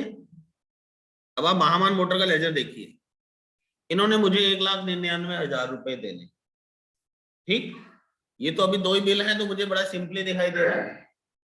अब इसी के अंदर यहाँ पे जहां हमने कॉन्टेक्ट किया था वहीं पे एक ऑप्शन है bill wise details, bill wise detail की, तो ये मेरे को बता रहा है कि पहला बिल 1 नंबर बिल है जो 59,000 रुपए का बिल था और 59,000 रुपए ही बाकी खड़े हैं, बिल का पूरा अमाउंट ही आउटस्टैंडिंग खड़ा, ठीक है। अब मैं जो रिपोर्ट चेक कर रहा हूं ये मैं 1/5 को चेक कर रहा हूं। अब मैं 1/5 को चेक करता हूं तो देखिए बगल में ओवर ड्यू बाय डेज, कि ये वाला बिल ओवर ड्यू हो चुका है कितने दिनों से, 30 दिनों से। दूसरा बिल जो 2 तारीख को कटा था वो केवल 22 दिनों से ओवर ड्यू हुआ है, क्योंकि उसमें 7 दिन की उधार हमने उसको अलाउड करी थी, ठीक है। तो कौन सा बिल मेरा कितने दिनों से बकाया खड़ा है मुझे पता लग गया। इंटरेस्ट जो ये कैलकुलेट करेगा 22 से करेगा, है ना, ठीक है सर। तो ये तो हुआ उसकी आउटस्टैंडिंग देखने का तरीका, यह है एक ही पार्टी, तो हम पार्टी के लेजर में जाके बिल वाइज डिटेल में उसकी आउटस्टैंडिंग चेक कर पा रहे हैं। अब इसी आउटस्टैंडिंग रिपोर्ट के अंदर आपके पास एक बटन और है, ये बटन है एज वाइज, एजिंग कहते हैं हम जिसको। इसकी एजिंग कब से चेक करनी है मुझे, बिल की डेट से या ड्यू डेट से? ड्यू डेट से दिखाओ, जो उधार दे रखी है वो तो दे रखी है, ड्यू डेट से दिखाओ। अब कब से कब के दिखाऊं, कहते जी 0 से 10 दिन दिखाओ, 10 से 20 दिखाओ, 20 से 30 दिखाओ और 30 से ऊपर दिखाओ, ठीक है। आप इसको अपने हिसाब से कुछ भी सेट कर सकते हो, 0 से 15, 15 से 30, 30 से 60 और 60 से ऊपर, ठीक है। जैसे ही आप ये सेट करोगे आपके सामने वो बाइफर्केशन आ गई। आपके बैंक आपसे मांगते हैं कि आपके 90 दिन के डेटर्स दे दो, 180 दिन के डेटर्स दे दो, तो ये रिपोर्ट आपके पास इनबिल्ट होती है, बशर्ते आपने उसकी बिल वाइज मेंटेन सही तरीके से कर रखी। ये लेजर पे दिखा रहा हूं मैं अभी आपको, और भी आऊंगा, ठीक है सर। तो ये आपको एजिंग एनालिसिस रिपोर्ट मिल गया कि मेरा कौन सा बिल कितने समय से ड्यू चल रहा है। ऑन अकाउंट करेंगे तो नहीं आएगी, हाँ, ऑन अकाउंट में डिटेल नहीं है, ठीक है सर। अब हम इनसे कुछ पैसे लेते हैं,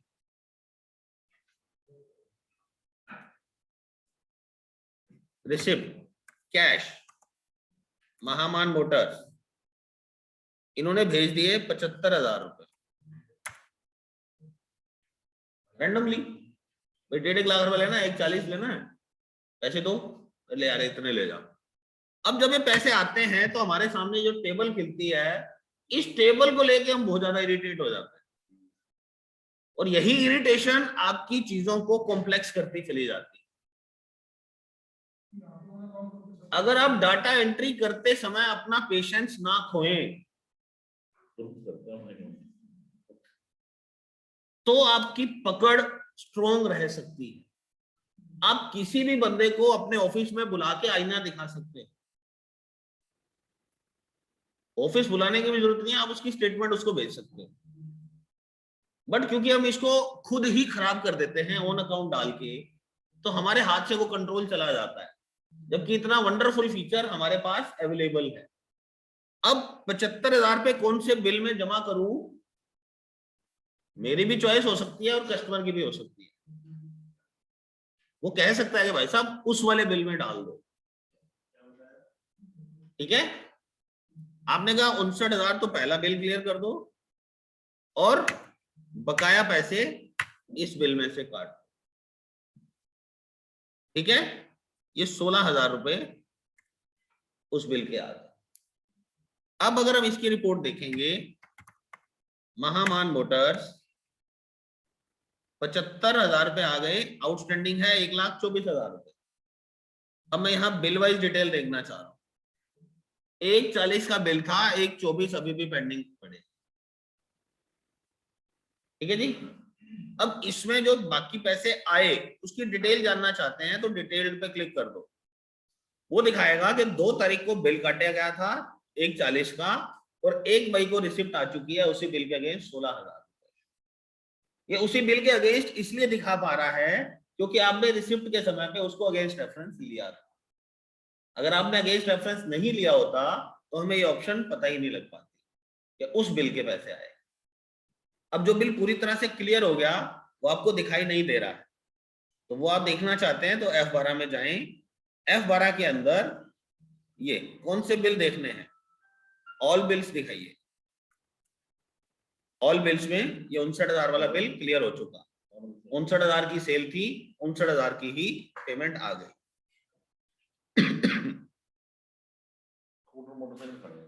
ठीक है जी। तो ये हमने देखा कि कैसे एक छोटा सा फीचर हमें हेल्प कर रहा है, बट अभी तक हमने उस पार्टी का डिफॉल्ट क्रेडिट पीरियड सेट नहीं किया।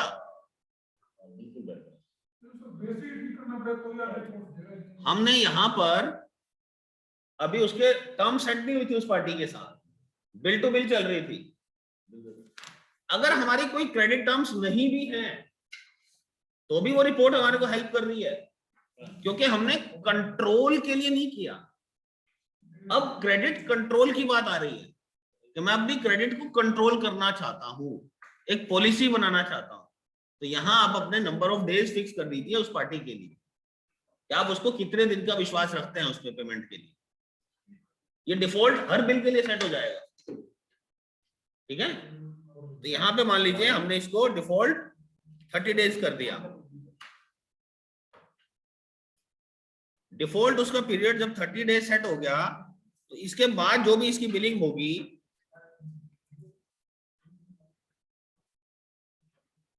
उस बिलिंग के अंदर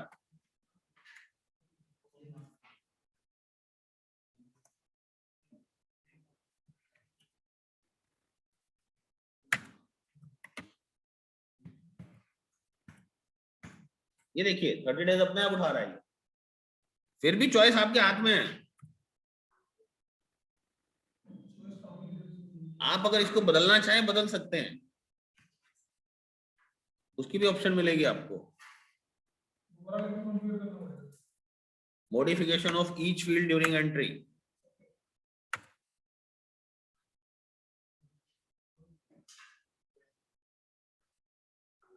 F12 के अंदर एक ऑप्शन थी modify each field during entry, तो जो लॉक था वो लॉक हट गया और आप उसको बदल सकते हैं। तो ये क्रेडिट डेज ऑटोमेटिकली 30 डेज आ गए। अब इसकी ये वाली उधार अपने आप 30 दिन पे सेट हो गई, पार्टी के साथ टर्म सेट है हमारी। ठीक है, ऐसे ही बिल जाते रहेंगे आते रहेंगे। अब हमने 1 मई को बिल काटा, ये कब भी होगा 31 मई को। ठीक है, अब हम देखते हैं कि 1 जून को क्या होगा। 1 जून को महामान मोटर्स को एक बिल और काटा जा रहा है,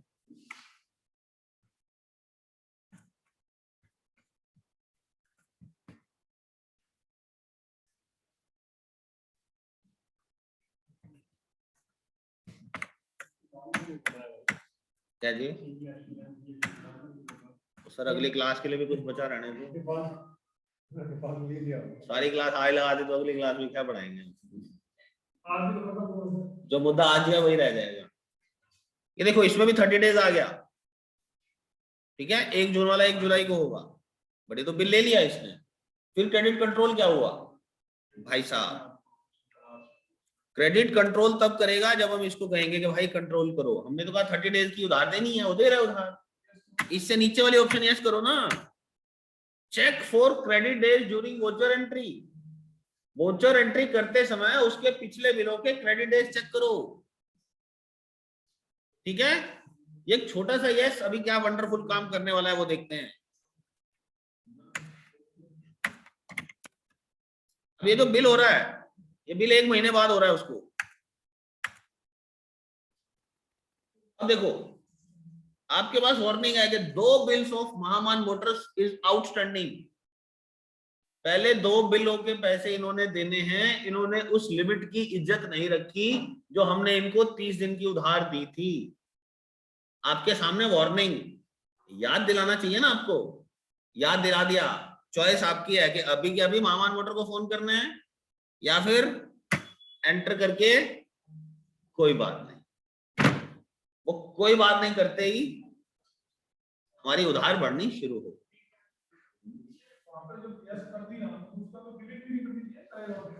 सर टेली एक काम कहता है कि हम आपको ऑप्शंस दे रहे हैं, मैंने आपको वार्निंग दे दी, चॉइस आपकी है ना सर। रोड क्लोज है, अब आपकी इच्छा है, ले जाओ गाड़ी आगे, ठोक दो। क्रेडिट लिमिट से ज्यादा बात हो नहीं जाता है।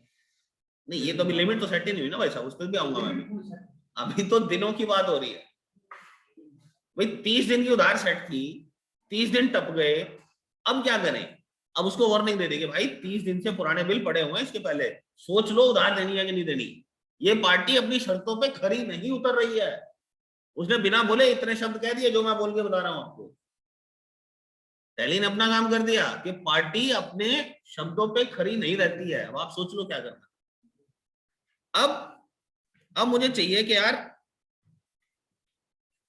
ये तो दिन वाइज उधार बता रहा है, 1.5 लाख तक पहुंच गया। पार्टी को उधार देनी कितनी थी ये भी तो लिमिट सेट करो। वो लिमिट सेट करने के लिए आपको F11 में जाना पड़ेगा, अकाउंटिंग फीचर्स में जाना पड़ेगा और बजट्स एंड सिनेरियो मैनेजमेंट में ये वाली ऑप्शन ऑन करनी पड़ेगी, मेंटेन बजट्स एंड कंट्रोल्स। जब आप इस ऑप्शन को यस कर देंगे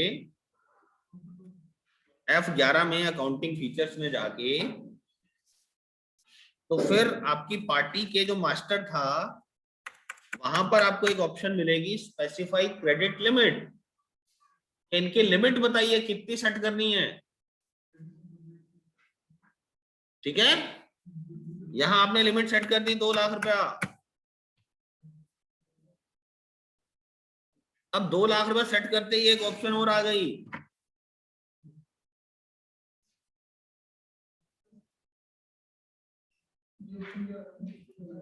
override credit limit using post dated transaction. Limit क्या करेगी? 2 लाख रुपए से ऊपर की उधार नहीं जाने देगी। ठीक है, शर्मा जी ने और माल मंगाया, अभी हम देखते हैं क्या होगा।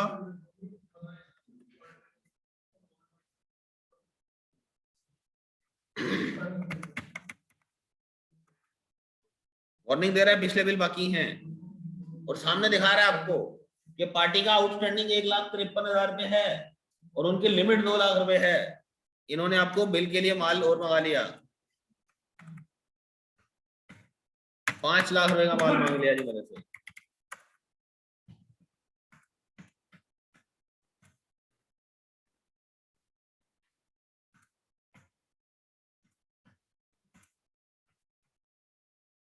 बिल सेव नहीं करने दे रहा मुझे। अरे जी credit limit of Mahaman Motor 2 lakh रुपए एक्सीड हो चुकी है और करंट में इसका बैलेंस ये बन जाएगा। तो ये एंटर करेंगे तो ये बिल नहीं सेव करने देता है।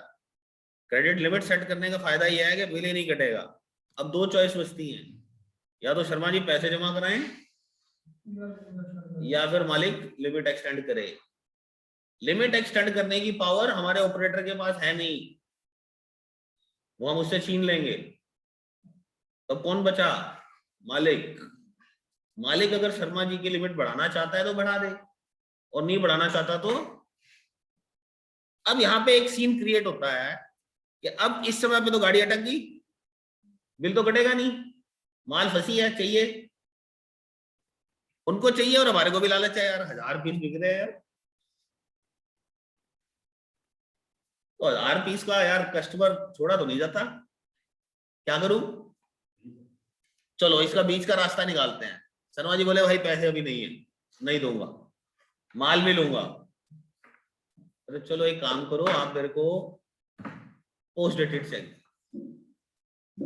होता है ऐसा, प्रैक्टिकल सीन है, उनका पीडीसी लेंगे और टैली उस पीडीसी की इज्जत करे, उसके लिए जो ऑप्शन अभी आपके सामने आया था, आपको इसको यस करना पड़ेगा। आप चाहते हो कि पीडीसी की इज्जत हो तो यस करो, और आप चाहते हो कि नहीं पीडीसी हम इस पार्टी का तो एक्सेप्ट ही नहीं करेंगे। पार्टी की अपनी अपनी क्रेडिबिलिटी होती है, किस पार्टी के पीडीसी में दम है और किसके पीडीसी में दम नहीं है। तो आप उसके बाद ये वाली ऑप्शन उस पार्टी वाइज यस या नो कर सकते हो।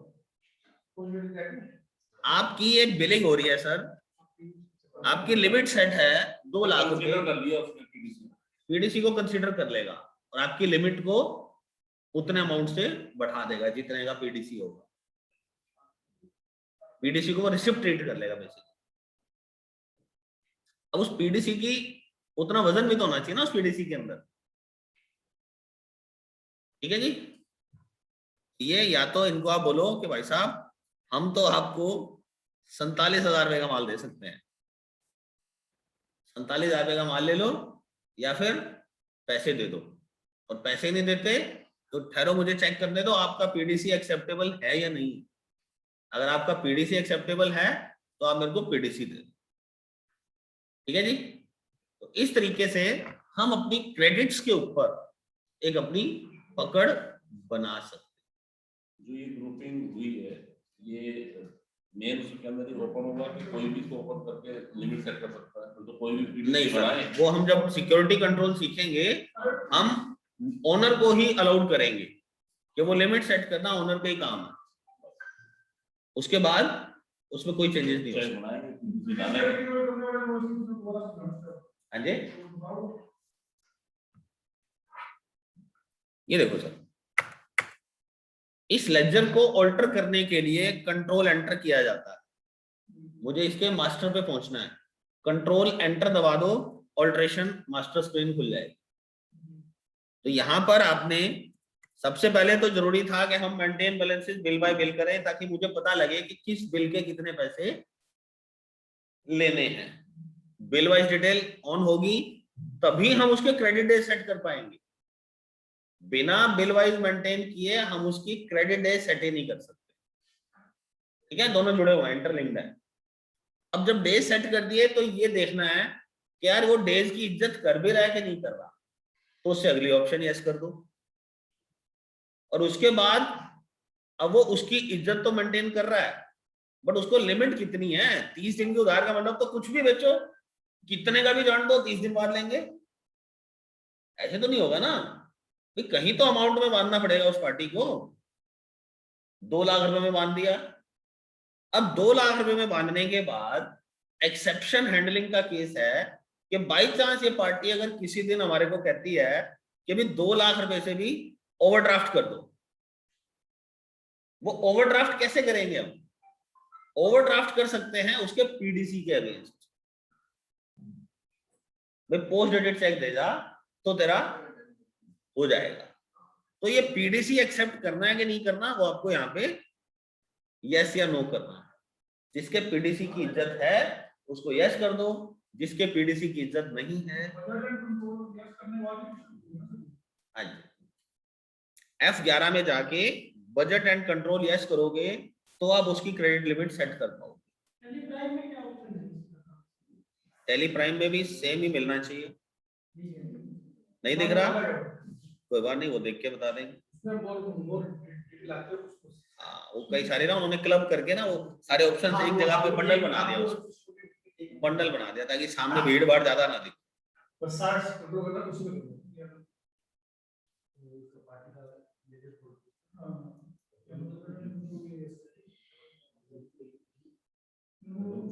ठीक है जी।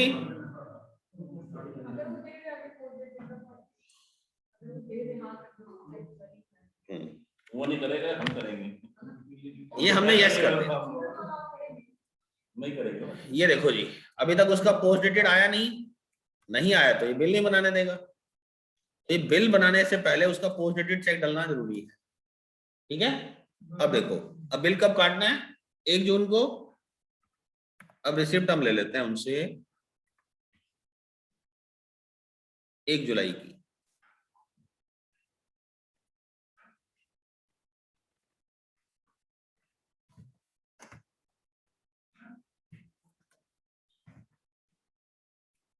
ये मैंने मेरे बैंक का नाम नहीं बताया और बैंक अकाउंट खोल दिया, और इसके अंदर मैं महामान मोटर से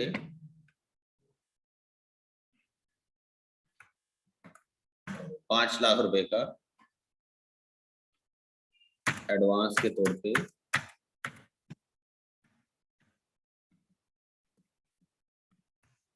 ज्यादा ही होगा। हाँ जी, उसको सेव करने से पहले पोस्ट डेटेड क्लिक कर दीजिए।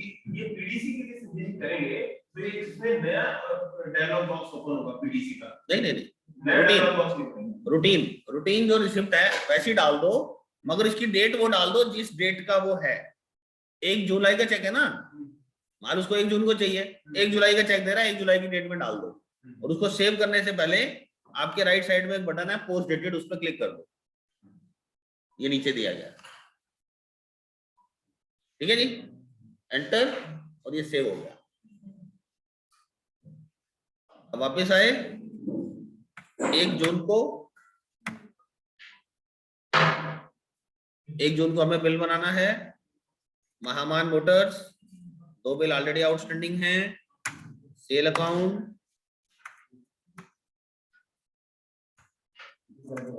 हाँ जी, बस हो गया सर, 10:15 हो गए हैं। अब करें माइंड अप।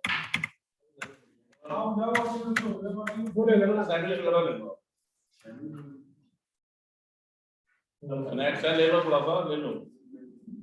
वापस जाना आपने, रुक जाओ, लेते जाओ साथ में, ले लो प्लीज।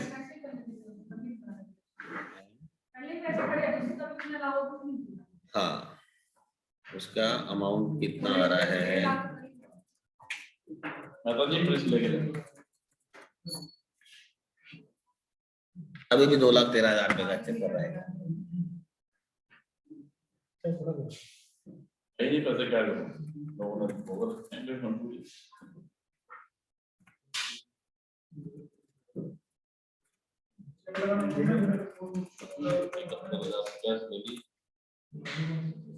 ठीक है जी,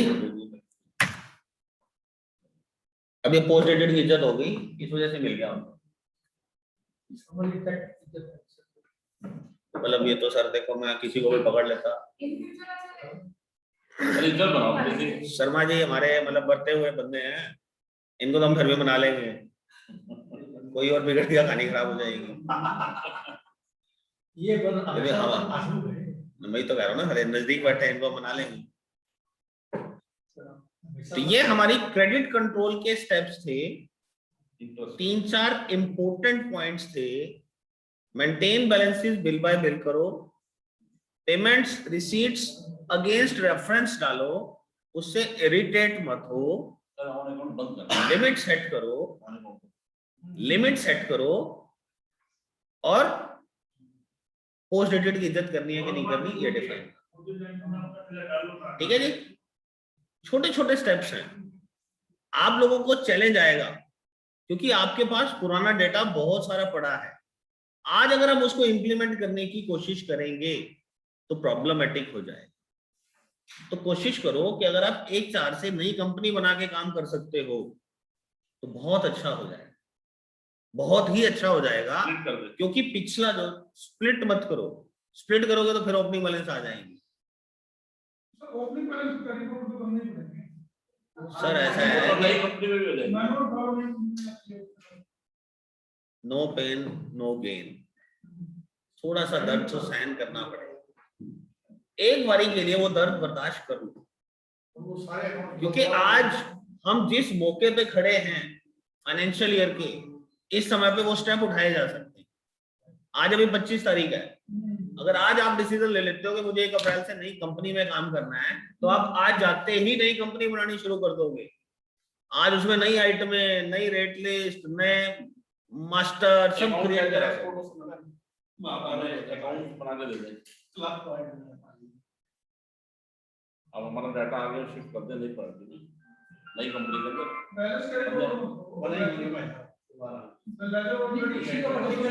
ओपनिंग बैलेंस के बिना लेके जाना पड़ेगा, ओपनिंग बैलेंस मैन्युअली डालने पड़ेंगे।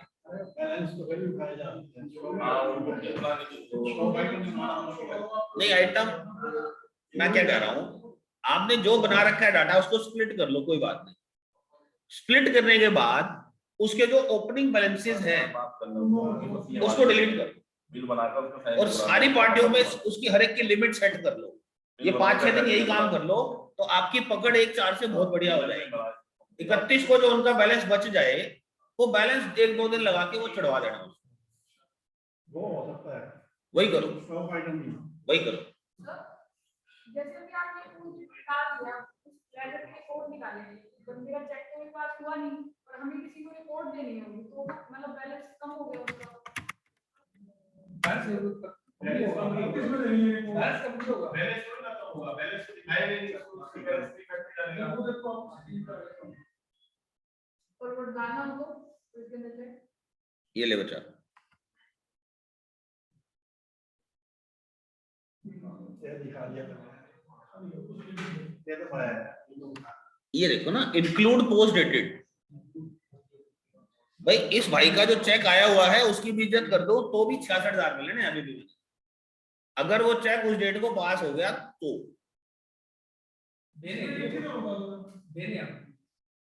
अब ये लेनदार हो गया एक्स्ट्रा पैसे।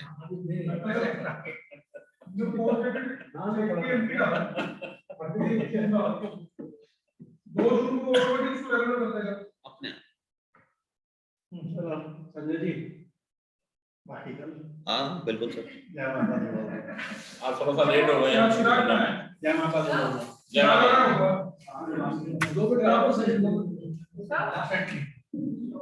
सब बोलो।